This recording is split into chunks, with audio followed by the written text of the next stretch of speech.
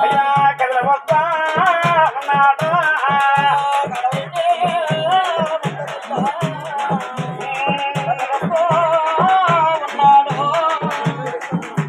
ఈ యథమ సంగమయ్య కాంతపురి ఇంటి వద్దకు వచ్చినాడు గట్ట వంచినాడు బొమ్మ సిగ్గుపట్టినాడు తెలుసుకున్నాడు కాంతపురెడ్డి చోరు తగిలించుకుని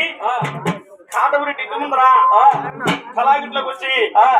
నేను పిచ్చాడు సంగమయ్యా నారాయణ